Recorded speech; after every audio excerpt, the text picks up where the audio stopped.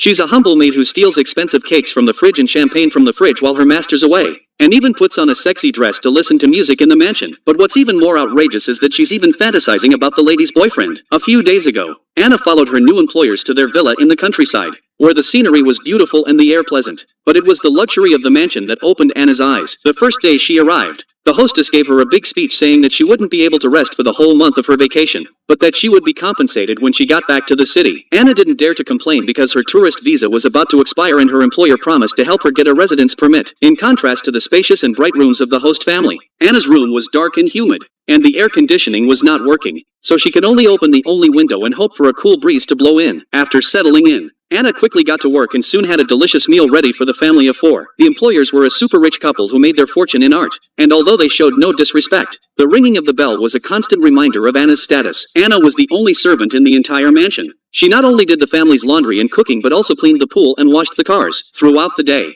Anna's only respite is to feed the stray cats, but when the owner sees this, he scolds Anna, indignant that the stray cats will trample on the organic vegetables he grows, and he won't allow Anna to feed them on her own initiative. Anna dared not retort but apologized humbly. However, ironing was another form of torture as the air conditioner was broken and she had to endure the stifling heat of the room. But when she called her mother in Colombia, she was told that her employer had been very good to her and that her sister needed a lot of money for her college education, so she had to stay in the country to earn money, and her hope of staying was in her employer. One day she was dusting and accidentally knocked a sculpture to the floor, so she hid the pieces in her pocket to avoid upsetting her employer. After lunch, the employer asked her to go to the trunk of the car and bring it down, but Anna couldn't move it even after a lot of effort. Luckily, the neighbor's maid, Gisela, offered to help her, and in the chat room, she found out that she was from Colombia, too. But the two girls just got it down. However, as soon as the two girls had managed to get it into the room, the hostess asked them to take it back to the garden, where it was to be the base of a sculpture. In the evening, the employer and his wife invited the neighbors to a dinner in order to admire the sculpture in the garden,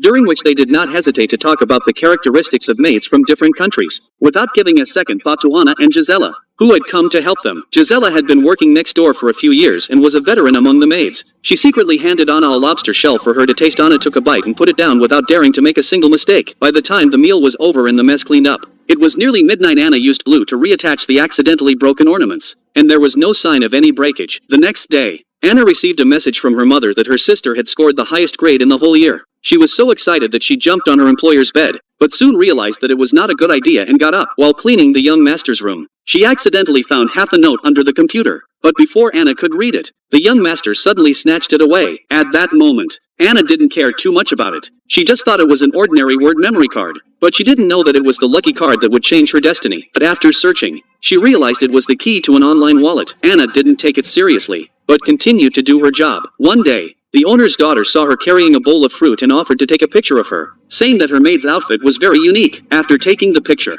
the owner's daughter handed Anna her cell phone and asked her to take a picture of herself in the same position. Anna accidentally locked the screen of her cell phone, not realizing that the owner's daughter blurted out that the password was 4 zeros. After lunch, Anna went to the hostess and asked her if the visa problem could be solved. The hostess said she would take care of everything and told Anna not to think too much. Anna tried to voice her concerns, but the hostess picked up the phone as if she didn't exist. Anna had no choice but to continue to work hard in the hope that her excellent work would be recognized by her employer. That day she and Gisela were admiring a sculpture in the garden, which to people like them was a common stone abstraction that they couldn't understand. Anna didn't know the exact value of the sculpture, but her employer said it was the most expensive auction they'd ever held. Just as she was about to make Gisela a cup of coffee, Gisela told her to get dressed and go to the beach to introduce her to her friends. Tonight both employers were going to the same party and would not be back until late, so she had plenty of time to relax. It was the first time Anna had been to the beach in this country, and she met some of Gisela's female friends. Anna had never used social media before, but they persuaded her to sign up for her first personal account. She used a picture of her taken by her owner's daughter as her avatar and cut off the clothes to avoid being identified as a maid. A local celebrity named Dennis caught Anna's eye on the recommendation page. He was not only handsome but also fit, and he became the first stranger Anna followed. While cleaning up after the young master's party, she accidentally found the owner's daughter's cell phone. Anna didn't turn it in,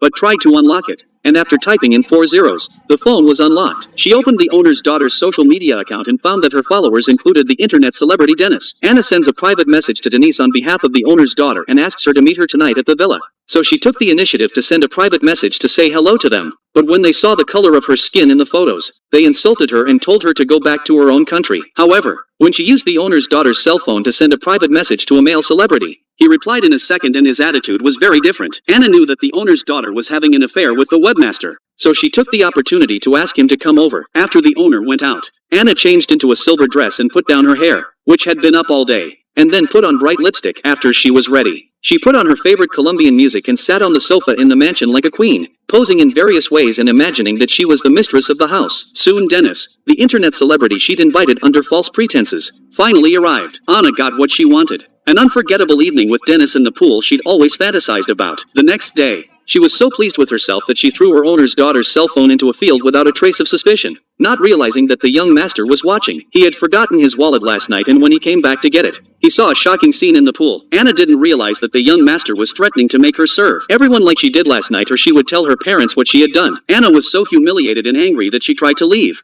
but the master said he would give her the money she needed. Anna's sister's tuition was 5,000 euros a year, but the young man offered her 10 times that amount, ready to transfer it online in virtual currency. He showed the transfer screen to Anna, and if she agreed to the offer, she would receive 10 times the price of the virtual currency, which had the potential to skyrocket. This money will not only enable her sister to finish college, but also improve the family's finances. But Anna knows she can't sell herself. Anna tried her best to escape back to her room and locked the door behind her, but the sound of jeering and jeering was still outside. She sat helplessly on the floor, not knowing who to talk to, but letting her tears flow freely.